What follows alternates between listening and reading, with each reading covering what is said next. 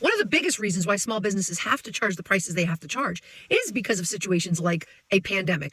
Let's talk about the year 2020 and how small businesses survived, sort of. So I know 2020 is a year that a lot of us want to put behind us, but it's also a valuable lesson in how to keep a small business afloat, because unfortunately, thousands of small businesses suffered, could not stay afloat. And then other small businesses were able to push through, but it was not easy. One of the biggest reasons why small businesses have to charge the prices they have to charge is because of situations like a pandemic where everyone is on lockdown. So in March of 2020, when the U.S. government told everybody you have to be on lockdown for 2 weeks, everybody stay home.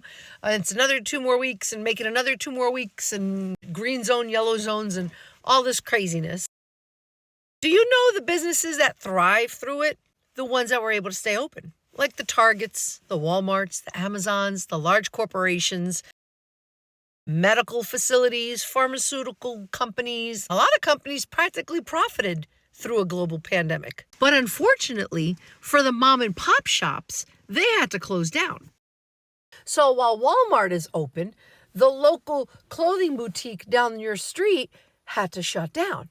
They couldn't be open, but Walmart can be open. And I'm not trying to get political, and I'm not trying to get like, oh, corporations are so bad.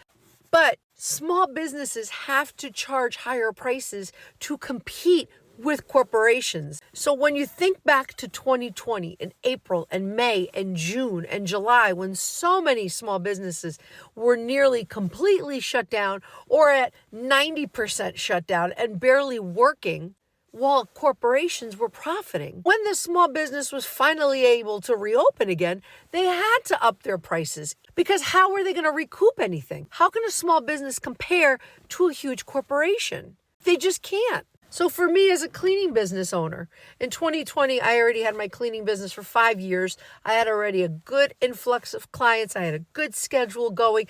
Had some commercial and some residential clients. And then March of 2020 comes around and I got to text all my clients, hey, we're on lockdown. I won't see you for 2 weeks. Good luck. Stay safe.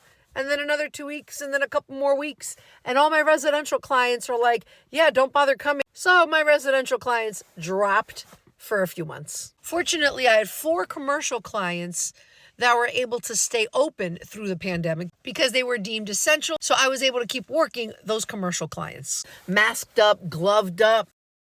It was insane. But at least I was able to make some money through the pandemic. But many cleaning businesses had to shut down because they didn't have work.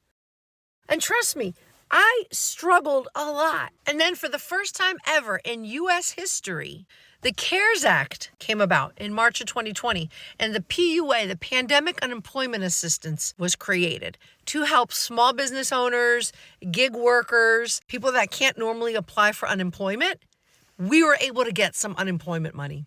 And even though it was not as much as what we would normally be making, it helped. It helped a bit.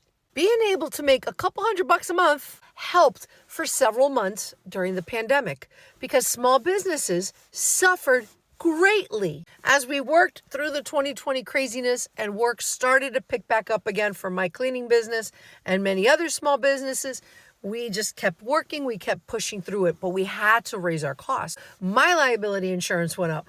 All the cleaning supplies I normally buy drastically went up. Isopropyl alcohol, hydrogen peroxide, the disinfectants that I normally buy, everything skyrocketed in price. People were buying so many cleaners and disinfectants for their home. Understandably so. But as a cleaning business, where am I going to get supplies if they're running low as well? Those companies like Clorox's and Lysol's, they had to up their price too. It's basic supply and demand. So 2020 was an insane ripple effect of costs just going up, people struggling, people not working, and then other people making great money through the pandemic. It was just such a crazy turmoil. But the businesses that suffered the most were the small businesses, the mom and pop shops, the local thrift stores, the local jewelry stores, cleaning businesses, hair salons, nail salons, massages, things that we love to use as a luxury, things that we enjoy using as a perk to ourselves, things that were not deemed essential, and those businesses still need to make a profit. They suffered immensely. Some never recouped. Some small businesses shut down forever. And it broke my heart to see friends of mine having to shut down their business because they cannot survive through the 2020 pandemic. Financially, it was tough. So now in 2026, when you see a small business and you see their price and you think, oh my God, that's so expensive. I can get it cheaper at Walmart. I can get it cheaper at Amazon. I can get it cheaper, blah, blah, blah. Just take a few minutes and think how difficult financially it is to operate a small business. Some of us are still trying to recuperate money from the 2020 pandemic. And I'm not saying this out of pity. I'm saying this so that people can try to understand how difficult it is to operate a small business and why we have to charge what we charge.